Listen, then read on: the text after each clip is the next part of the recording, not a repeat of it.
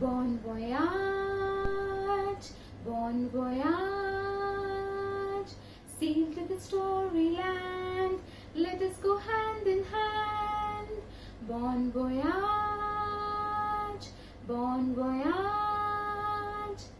On the raging river which had flooded plains, uprooted trees, and had no boundaries, sailed a small boat.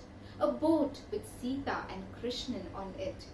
Sita's wet brown cotton dress clung onto her thin body, and water was dripping from her long black hair. Sita had never seen this form of the river in the 10 years that she had stayed on the island with her grandparents.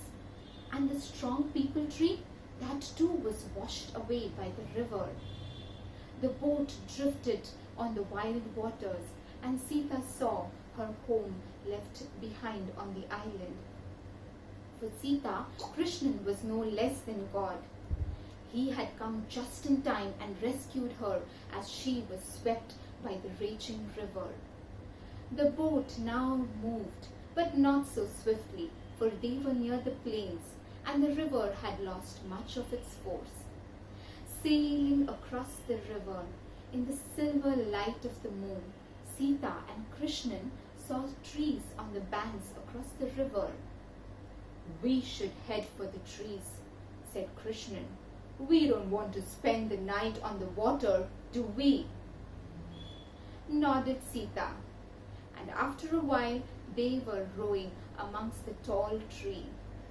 Krishnan spotted a strong, tall tree and decided it was safe to halt there for the night, as the trees were close to each other and the ground would be firm there, and there was no rush of water. Krishnan removed a rope from the bottom of his boat and tied one end of the rope to the boat and the other end to the branch of the strong tree which was just above the water. However, Sita and Krishnan were unaware of the dangers of the forest. Barely they had settled after tying the boat, Sita saw a huge python gliding towards them. Sita was scared. She could not speak. But the python went past them. Suddenly there was some movement in the trees, and a wild deer came crashing through the water. But it went past them. "I think there will be some more wild animals coming. We should climb the trees," said Sita. "Ayyo, Sita, we are safe in the boat. Animals will not harm us. They are only in search of dry land. Today they will not hunt. In fact, the deer is also safe from the tiger and the panther today. You sleep, I will keep a watch," said Krishnan. "Yes, you are right, Krishnan. Even their homes have been flooded just like ours," said Sita. Sita stretched herself in the boat and closed her eyes, thinking about her grandparents and how she would find them. The sound of the water lapping against the boat lulled her to sleep. The warmth of the sun woke up Sita, and she looked around. The water had not gone down, but it had not risen either. "We should make a move," said Krishnan. "Can we go to Shahganj? My grandfather has taken my grandmother to the hospital in Shahganj, and if everything is okay, I may be able to find them," said Sita. Of course, we can go to Shahganj," said Krishnan. He untied the boat and started rowing. After a couple of hours, they were out of the forest area.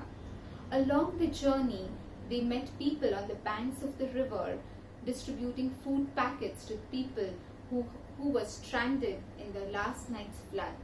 Krishnan and Sita took the food packet.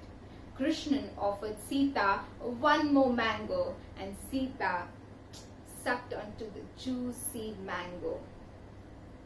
After a couple of hours, they reached Shahganj.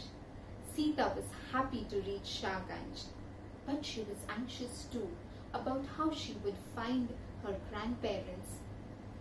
Sita thanked Krishnan and waved him goodbye. Krishnan assured Sita that she would be fine and would find her grandparents soon. Krishnan also told Sita that he would come to meet her. He waved her goodbye and continued on his journey. As Sita was walking towards the hospital in Shahganj, at a distance she saw her grandfather. She ran towards her grandfather and hugged him. She was super happy to know that her grandmother was fine. "But how are you here?" said Grandpa. "Grandpa, everything got washed away from our island. Our mud house, the peepal tree." Sita also told Grandpa how Krishnan had rescued her in his boat and dropped her here. "Oh, I thought you would be safe on that peepal tree." "Don't worry, Grandpa. Look what I have." And she showed him the mango seed. "We will have a mango tree on our island," said Sita. Sita had safely kept the seed of the mango which Krishnan had offered her. Sita, along with her grandparents, headed for the island and started rebuilding their mud house. Sita planted the mango seed at the same place where once stood the strong peepal tree. Few weeks later, Krishnan came to meet Sita. And as Krishnan and Sita were sitting on the rock along the river, Sita said, "Sometimes the river is angry, sometimes it is calm. However, we are a part of the river and we cannot live without it." I am Shilpa Shah, the storyteller for the day, and this story has been taken from The Angry River, written by Ruskin Bond. Thank you.